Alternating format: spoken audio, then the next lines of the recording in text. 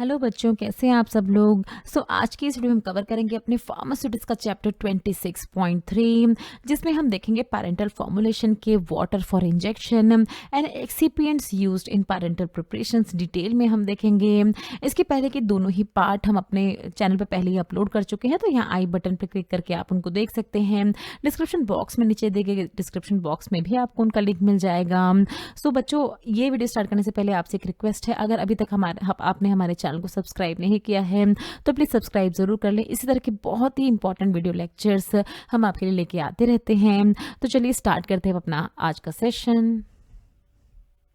देखिए, थोड़ा सा जान लेते हैं वाटर फॉर इंजेक्शंस के बारे में। क्या होते हैं? देखिए, वाटर फॉर इंजेक्शंस ये नॉन पैराजेनिक डिस्टिल्ड वाटर्स होते हैं जिनको मेडिसिनल प्रिपरेशन में यूज़ किया जाता है, और पैरेंटल एडमिनिस्ट्रेशन की जो हमारी प्रिपरेशन होती है, जैसे इंजेक्शंस वगैरह भी हमने देखे, तो उनमें यूज़ किया जाता है वाटर फॉर इंजेक्शन को, जो सॉल्यूट होते हैं उनको डिजोल्व करने के लिए। अब देखिए, बात करेंगे कि किस तरह से इनको ऑब्टेन किया जाता है, किस तरह से बनाए जाते हैं ये। तो ये देखिए, जो प्यूरिफाइड वाटर होता है उसको एक तरह के नेचुरल ग्लास, इस तरह के ग्लास में रखा जाता है। उसको हीट की तक देखिए, यहाँ से एक कंडेंसेशन ट्यूब होती है, इसके थ्रू कंडेंस्ड होते हुए प्योर लिक्विड यानी डिस्टिल लिक्विड हमें ऑब्टेन हो जाता है। बट इसमें एक प्रोसेस आप देख रहे हैं, यहाँ पर देखिए ये कोल्ड वाटर सप्लाई होती रहती है, कंटिन्यूसली कोल्ड वाटर यहाँ इस सेक्शन में सप्लाई होता रहता है, ताकि डिस्टिलेशन जो है वो इफेक्टिव हो पाए, ताकि अच्छे से प्योर हो पाए हमारा लिक्विड। तो ये असेंबली ज़रूर होती है, ये पूरी डिस्टिलेशन की असेंबली हमने आपको दिखाई।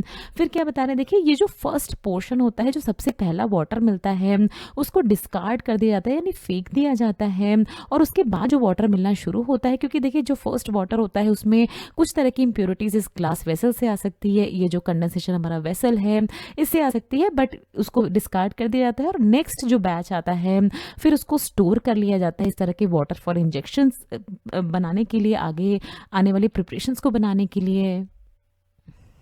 बात करेंगे एडिटिव या एक्सिपिएंट्स के बारे में।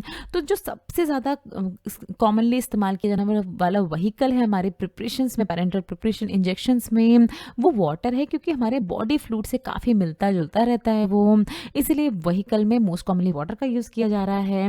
नॉन एक्वस व्हीकल यूज़ करने से पहले बहुत ज़्यादा ध्यान देने की ज़रूरत है, क्योंकि ये जो नॉन एक्वस व्हीकल होते हैं ये हमारी बॉडी के फ्लूइड्स को इरिटेट कर सकते हैं, तो ये that must be non irritating. अभी आपको बताएंगे कौन कौन से नॉन एक्वस व्हीकल को नहीं यूज़ किया जाना चाहिए।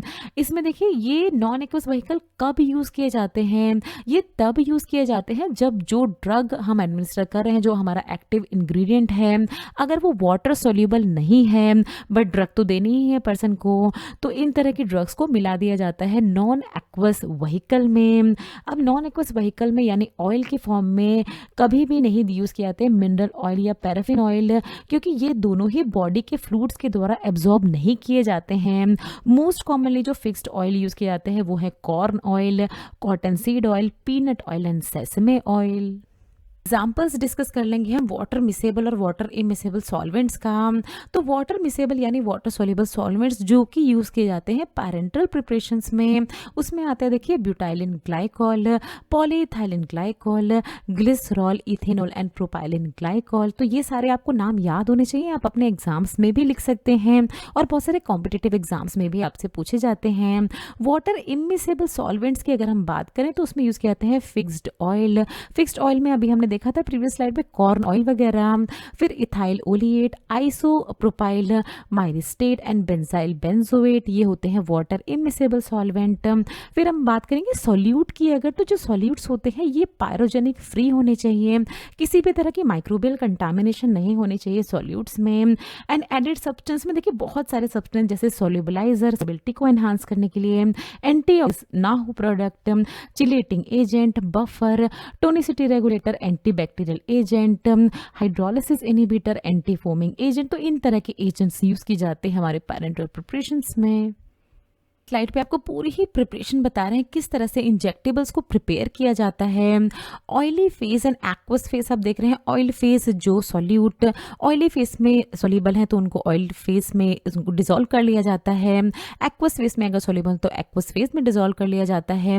मोस्टली जो प्रिपरेशंस जो इमल्शन वाली प्रिपरेशंस होती हैं वो इस तरह से बनाई जाती हैं। अब देखिए, इमल्सिफिकेशन प्रोसेस के में उनको भेज दिया जाता है, जहाँ पर उनको दोनों ही एक्वस और ऑयली फेज दोनों को ही मिक्स मिक्स किया जाता है, फाइनल इमल्शन इमल्सिफिकेशन किया जाता है, जहाँ पर इस तरह से देखिए हाई प्रेशराइज्ड होमोजेनाइजर के थ्रू उनको पास किया जाता है, ताकि क्या है एक तरह की प्रॉपर फॉर्म में आ जाए, बहुत बड़े बड़े पार्टिकल्स ना हो, छोटे छोटे पार्टिकल की फॉर्म में ये आ जाएं। उसके बाद क्या किया जाता है, देखिए उनकी कूलिंग की जाती है, हीट एक्सचेंजर के थ्रू उनको पास किया जाता है, फिल्ट्रेशन के थ्रू उनको पास किया जाता है, जहाँ कोर्स फिल्ट्रेशन उनका हो जाता है। फिल्ट्रेशन मतलब कि किसी भी तरह की अगर इम्प्योरिटी है तो वो यहाँ से बाहर निकल जाएगी। उसके बाद इनकी फाइनल फिलिंग कर दी जाती है इंजेक्शंस की वायल्स या एम्प्यूल्स में। फिर ये जो पैक्ड वायल्स एंड एम्प्यूल्स होते हैं, इनको स्टेरिलाइजेशन प्रोसेस के थ्रू भेजा जाता है। डिपेंड करता है किस तरह का प्रोडक्ट है तो उस तरह की स्टेरिलाइजेशन की जाती है। यहाँ पे देखिए स्टीम स्टेरिलाइजेशन दिखा रहे हैं, और फिर फाइनली हमारा इंजेक्टेबल फाइनल प्रोडक्ट रेडी हो जाता है। तो ये जो हमारे स्टेरिलाइजेशन का चैप्टर था, इंजेक्टेबल्स का चैप्टर था, इसमें हमने आपको डिफरेंट टाइप के इंजेक्शंस बताए, किस तरह के इंजेक्शन, उनकी साइट क्या क्या होती है वो बताई। तो अगर कोई भी डाउट है आपको, आपके मन में किसी भी तरह का सवाल है, तो नीचे दिए गए कमेंट सेक्शन में आप हमसे पूछ सकते हैं। ये जो पूरी ही प्रेजेंटेशन थी, इसके आप नोट्स प्रिपेयर कर सकते हैं ताकि आप अपने आने वाले एग्जाम्स में लिख पाएं।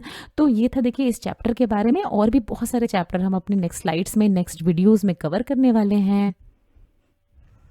Thanks for watching. Next video में हम कवर करेंगे अपने फार्मास्यूटिक्स का चैप्टर 27, जिसमें हम देखेंगे basic structure, layout, section and activities of pharmaceutical manufacturing plant, quality control and quality assurance. ये पूरा ही एक चैप्टर है जिसको हम फिर से एक सेक्शंस में यानी पार्ट्स में कवर करेंगे, ताकि आपको याद करने में काफ़ी आसानी हो।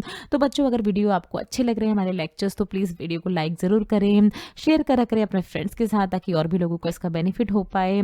चैनल को सब्सक्राइब ज़रूर करें, इसी तरह से हमें अपना सपोर्ट दिखाते रहें। बहुत ज़्यादा मोटिवेशन मिलती है हमें आपके सब्सक्रिप्शन से। अगर कोई भी डाउट है आपके मन में, तो नीचे दिए गए कमेंट सेक्शन में आप हमसे कुछ भी पूछ सकते हैं। ये कुछ हमारे रिलेटेड वीडियोस के लिंक हैं जिन पे क्लिक करके आप इनको देख सकते हैं।